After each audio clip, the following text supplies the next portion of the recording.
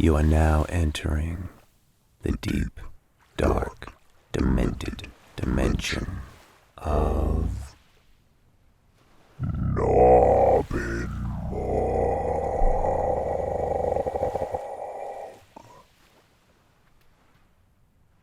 half.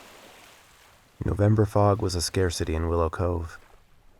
In typical coastal fashion, the fog had a proclivity for lending its gloom to the summer months. Record-high temperatures inland brought in the fog. It also brought inland adventurers hoping to cool off for a day. Never one to miss an opportunity, Alvin Reddy opened his ferry, which typically only ran during the tourist season, which started in early June and ended on Labor Day, the first Monday of September, to take people to Victoria Island. It was long one of the great tourist attractions of the town. Tourists came to town, Alvin ferried them to the island, they'd frolic or have lunch, then Alvin took them back. It was a lucrative business, one of the few in the cove. The fog grew extraordinarily thick that morning. Alvin wasn't concerned. He had made the trip so many times, he could do it half asleep and blindfolded. In fact, he had done it half asleep, many times. But that's a secret. He had never tried it blindfolded. Maybe someday. Probably not. Definitely not, since this was his final voyage. On foggy days, the fog engulfed the town during the wee hours and remained thick throughout the morning and dissipated as midday approached. This fog thickened throughout the day. The ferry disappeared into the fog and didn't return until late afternoon. The party on the ferry to the island totaled 32 people. Only 16 returned. No one who returned retained a single memory of the trip or the island. Each returned to his or her life as if the trip never transpired. The people at home noticed when friends and family members didn't return. Chief of Police William Carson dispatched half of his officers to comb the island for survivors or clues to what happened. Half of the officers sent to the island returned, with no clues, no answers, and no memories of what happened.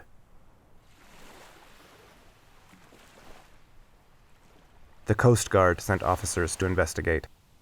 An hour later, half of the officers sent out returned with no clues, no answers, and no memories of what happened. The cycle repeated for the FBI and the U.S. Department of the Interior. Citizens formed search parties.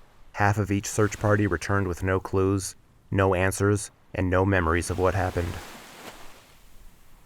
Soon the island was closed. The Coast Guard established a perimeter, warning people to abstain from visiting the island. Legends, conspiracy theories, and comparisons to the Bermuda Triangle abided. But investigating was relegated to podcasters and social media creators looking to jumpstart their viewership and likes. A few went to the island. As soon as they breached the perimeter, cameras ceased recording and live streams went dead. As with every other group that went to the island, half returned with no memories of what happened. Every year on November 30th, in memory of the initial tragedy, the residents of Willow Cove gathered on Stimson Beach and released 16 biodegradable floating paper lanterns into the sea during the ebb tide. As the years went by, family members of missing investigators joined the memorial. They released their lanterns in a second wave. Each lantern had the name of a missing person written on it, which made it easy to identify which one returned. Occasionally, mutilated remains of lanterns washed up on a nearby beach or somewhere along the coast. It didn't happen often, but given the nature of the sea, it happened. Very infrequently, the debris was identifiable as a lantern if the one who discovered it was familiar with them and had a powerful imagination. Allie Reddy had sent out a lantern every year since her dad had disappeared, when she was just 6 years old. Early lanterns just said, "Daddy," in a childish scrawl.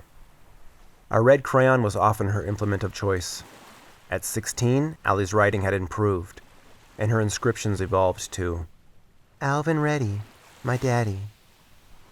often written in the elegant dying art form of cursive in black ink. For the first time in 10 years, the fog was as thick as it was the day her daddy disappeared. Allie sent out her lantern, as she did every year. The crowd gasped when one lantern floated in before they could disperse. Someone picked up the straggler. The lantern was in perfect condition, as if it were just placed in the water, but the others were whisked away by the ebb tide. Why had this one returned? It was not possible to float against the waves. It says Daddy, written in red crayon. Everyone on the beach surveyed the crowd, expecting someone to claim the lantern. The lapping waves accentuated their silence. Allie knew it was hers, just as strongly as she knew that was impossible. She approached the man who was holding the first lantern she had sent into the sea 10 years ago. It was in perfect condition, with the red crayon, Daddy, as clear as the day it was scrawled. "It's mine, but it can't be." She burst into tears.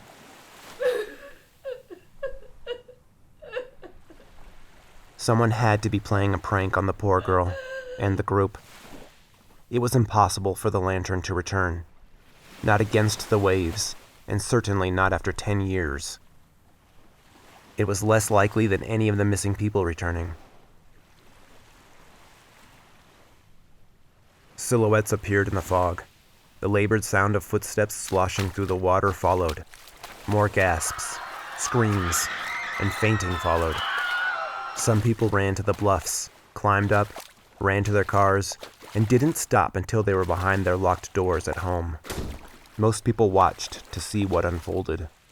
The silhouettes moved closer to shore. Men stood in front of their wives to protect them. Women stood in front of their children to protect them. Children peeked out from behind their parents to watch the scene unfold. Some men hid behind their families, while others fled. Some people hid behind their phones, recording or live streaming everything. As the figures emerged from the fog, some members of the group ran toward them, screaming in ecstasy. Others stepped back, confused. Some dropped to their knees and prayed. Every single person who had gone missing on Victoria Island walked out of the sea and the fog. None had any idea what happened, where they had been, or any memory of the past 10 years. They each seemed healthy, and despite aging 10 years, virtually the same as when they disappeared. The euphoria was short-lived. Someone from a government agency who was in attendance in memory of a fallen comrade called his office to report the return. These people had to be quarantined. They had to be tested and grilled on every occurrence of the past decade. Everyone present had to be sequestered. This event could not leak without the proper authorities filtering the information for public consumption. Helicopters hovered above them within minutes. Coast Guard boats flocked into the cove. Sirens rang through the air as police officers filled the parking lot. Silence shattered the cacophony as additional silhouettes appeared in the fog. These silhouettes were unquestionably not human. The beings stepped out of the fog. They revealed themselves to be 16-foot-tall, pillar-shaped creatures with bulbous heads. They appeared to walk on multiple tentacles. Assuming they had arms, they hid beneath what could most humanly be described as robes. The gathered crowd was stunned until one spoke. People of XR11, or as you know it, Earth. The earlier scene repeated with people screaming, hiding, praying, and attempting to flee. A few officers drew their guns and fired at the beings. The bullets hit a force field and caromed away. The spokesman for the creatures continued, without acknowledging the surrounding chaos. I am a Trollhead. We are from the Intergalactic Union of Galaxies. We have been here for centuries, undetectable under your seas, watching your species mature. It is our job to audit you and submit our findings to the IUOG. The Union processes our data to determine the fate of your species. Based on our observations, the Union decided your species was to be eradicated. The Union scheduled another, more worthy species to inherit this beautiful planet. The humans in attendance and watching one of the live streams emanating from the scene ceased every other activity in favor of staring, often slack-jawed, as the alien spoke. Your species has great potential. Unfortunately, that potential is intertwined with the duality of your species. You have a tremendous capacity for love that is matched only by your capacity for hate. You excel at creating and destruction. Your penchant for kindness and charity is mirrored by equal tendencies toward cruelty and greed. Humanity has divided itself along every imaginable line, some as literal as your arbitrary borders. You've used everything from skin color or ethnicity to gender to sexuality to age, to ideologies, to languages, to things as innocuous as entertainment, as an excuse to sow division. Your internet and social media have simultaneously brought you together and torn you asunder.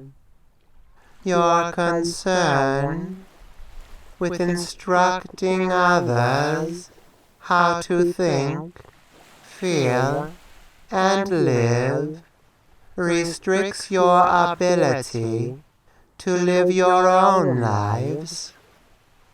You are quick to judge and condemn others despite your faults, of which each of you carries a multitude. There is one universal rule above all others. Treat others as you would prefer others to treat you. Humanity has a version of this, yet cannot seem to abide by it. You elevate people only to destroy them. You celebrate one's success and revel in one's downfall.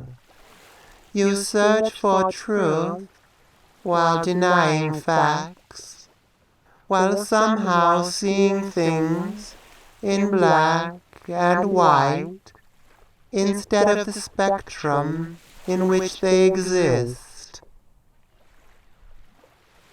Your potential for hatred, greed, and destruction could one day be a detriment to other citizens of the universe. These factors and others have led to the Council of the Union's decision. However, eradicating a species is not something they do without careful consideration. This is why we took a sampling of your species to study, probe, and experience. This decade has given us new insights into your species. The individual is quite different from the entirety of humanity. An example is the love of this man, the speaker indicated Alvin Reddy. For his daughter, He indicated Allie. has touched us, as have your annual visits to this site.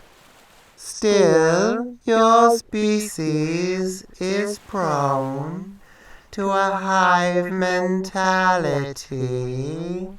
that amplifies the darker side of your duality. Your willingness to sacrifice your individuality in favor of groupthink. So we have altered our judgment.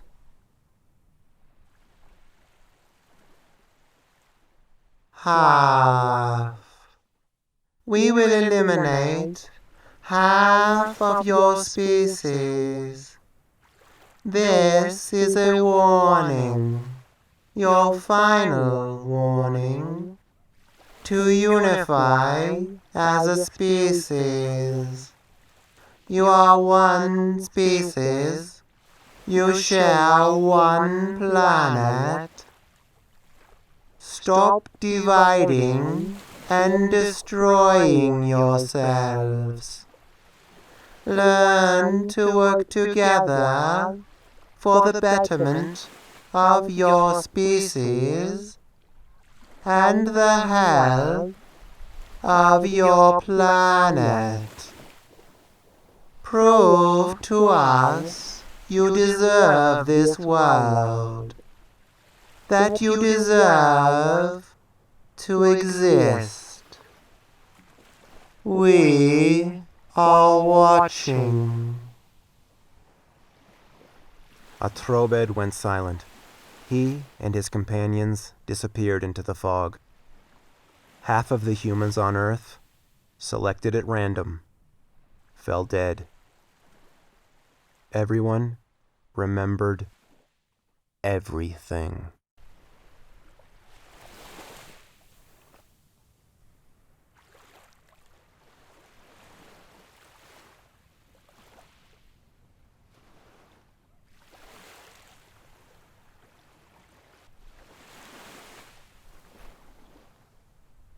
The Guy with Charlie Productions.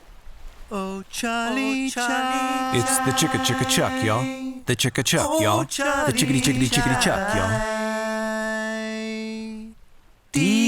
Delightful.